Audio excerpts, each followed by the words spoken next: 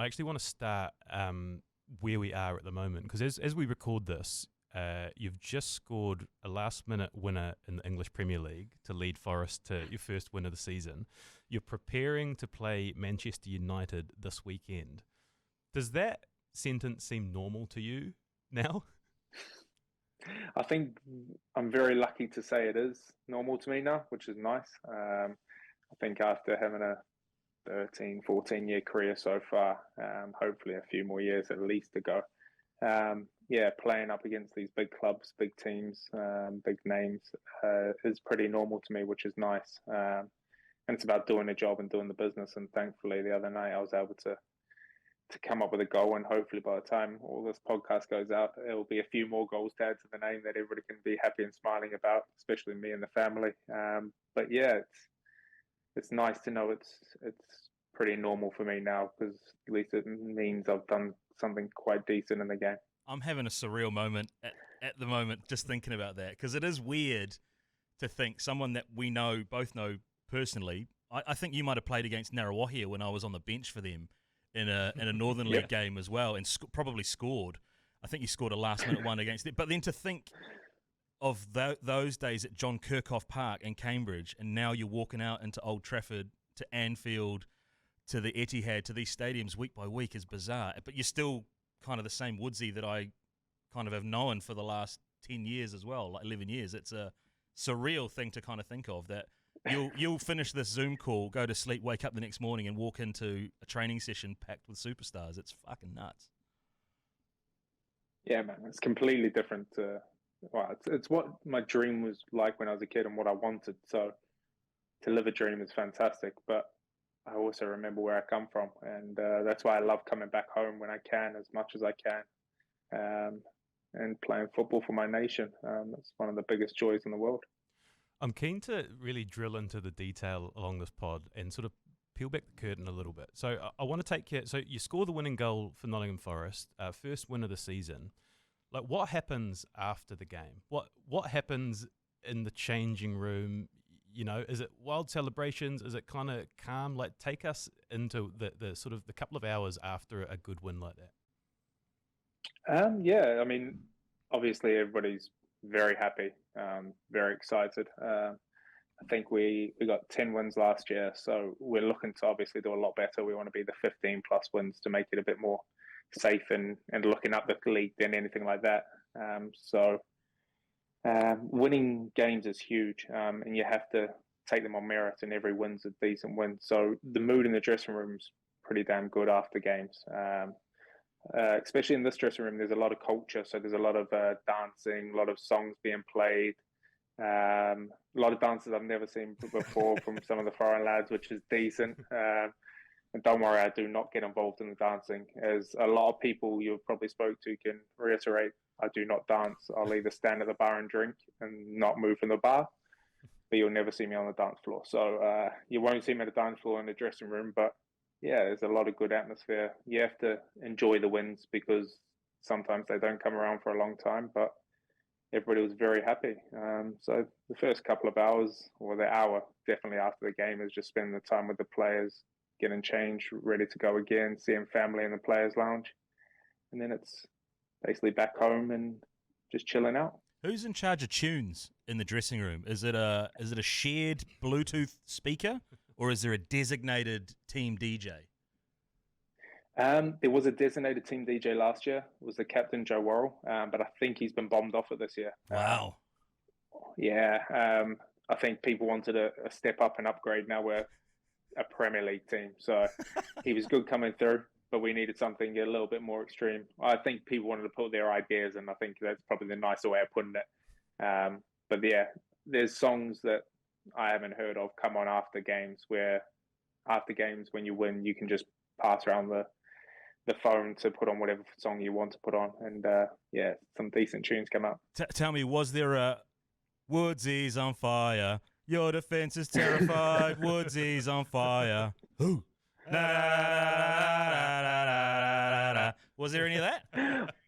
I wish there was. No, really? No, unfortunately, there wasn't. Oh, mate.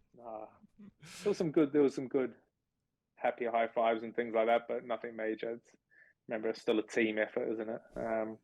If you're the 20-man goal season striker, then you're on you can be fire. definitely claiming that. Then you're on fire, and then everybody's happy. You're quite uniquely placed. I mean, you made your Premier League debut at 17, which was 14 years ago. How much change have you seen in what happens post-match across those years? Like, are the fads that come in, is it kind of like ice baths and saunas and stretching? Like, is it a lot different from club to club and over the years? It's definitely different from club to club. I think it depends on what the manager believes in, what the sports science believe in. Over the years, it goes from ice baths are the big craze to, all right, some clubs want to do heat after games, get blood back into the muscles, and then it changes back to cryotherapy or something like that. So I think it just changes with the science, or it depends on what the sports science read and things like that, and what they think works for players. But I think over the time of my career, you get used to what works for you, and you just apply yourself in the right way when you're an older, more senior player, because you can get away and do what you need to do to make yourself ready. But yeah, it's changed over the years. The days of when I first came through, going out, having a good time, partying on the weekend has kind of died away. You have to be very more strategic about when you go out. But yeah, it's changing. Whether for the better or the worse, I don't know. I think players are becoming robots in that sense, in a way sometimes, where they can't lay their hair down, or they get scrutinized for laying their hair down and enjoying themselves. But people need to remember, at the end of the day, we're humans and just want to have a good time sometimes. Just take it a step further for us, Woodsy. How does a Premier League dressing room after a win compare to a Hamilton Wanderers Northern League dressing room after a win? With Matt Cozzy and the lads. Look, it's very different. The away trips we had back for Hamilton Wanderers and things like that, coming back out on the bus. I wish the bus trips home were like that, because there was a few chili bins full of beers, which were probably a bit nicer way to spend a drive home. A couple of lads asking if you're still undies in the shower, man. Have you graduated beyond that? Yeah, luckily I've surpassed that, which is nice. Well, I don't know if it's nice. Everybody sees my ass now, but that's well and truly out the window now. So Very I think good. It's after my time showing my undies away. It's a rite of passage in senior football, isn't it? Graduating from undies in the shower to undies off, and then just showering. Become a man. Yeah, that's right. And when you're a 15-year-old man child, it's an intimidating world, I bet. Exactly. That's when you become a man. I think you're exactly right there. You'll be playing in front of 75,000 at Old Trafford in a few days' time. Do you still get nervous? Like, does the occasion still, like, when you're preparing for a game and the night before, is your sleep different? Is there a feeling of anxiety there at all? I don't get nervous for, say, playing in front of a 75,000 at Old Trafford.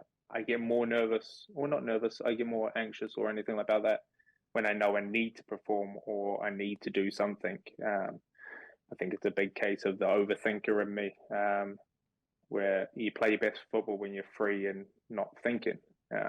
But for people that are thinkers, you overthink things. You go, I need to do this, I need to do that. And that's when the anxiety builds up in you. So that comes along sometimes. And some games it's there and you have to just deal with it and try and find the best route to play well. And then others, you go through the season, you go through 6 to 10 weeks without even thinking about football and just enjoying football and playing your best football. So yeah, there's different emotions. But yeah, nerves, not so much anymore, because you've been there, done it. I've been to Old Trafford, I've scored at Old Trafford, we've won at Old Trafford before in my years. But it's more the want and the need to perform sometimes. What about when you're up against like a formidable opponent, or you're going into a weekend and you're up against the top defender? Is that the same? Like, do you prepare more for certain defenders versus others, or do you just whatever's in front of you, you're going to play? I prepare for all the same. Everybody's the same to me, but there are times in games where, say, I came up against a Van Dijk at Liverpool, I'll end up picking on the other centre half instead, because I know I'm looking at this guy going, fucking hell, he's 6'6". He sprints like Usain Bolt. and he's pretty decent on the ball. So I'm going to stay away from him for today. I'm going to try my luck on the other centre half and see where I get to. Yeah, that's okay. This is gold. When you get a big giant like that, like Van Dijk, I mean, your game is built around your strength and muscle and holding the ball up. Have there been times where you've tried to sort of back into one of these monsters and they've kind of just like thrown you like a rag doll? Look, there's been times where they didn't even need to throw me. They literally just pick me up by my arms and just move me to the side. And I'm thinking, Jesus Christ, I'm a 90-kilo man, 6'3", and like, how the hell have they moved me that easy? I'm thinking, oh God, I'm in trouble here. It's a whole different world, eh? Like the fact that you've just dropped out like the Van Dijk. Like, yeah, when I want to prepare to play against Van Dijk, it's like it was when we had Ryan on and he was talking about, we were asking him who was the toughest player to play against, and he's dropping Bergkamp and Henry and these guys. It is really like a different world, and for a couple of football nerds, it's an enjoyable place to be playing in and have an opportunity to pick your brain on what that's really like. Good, I'm glad. That's what it's about. I mean, a very fortunate place to be in, playing in this league in the world, and as I say, only a few amount of Kiwis have ever graced the Premier League. So, no, I'm happy to share my wisdom and my experiences, and even if they're the shit ones at the same time.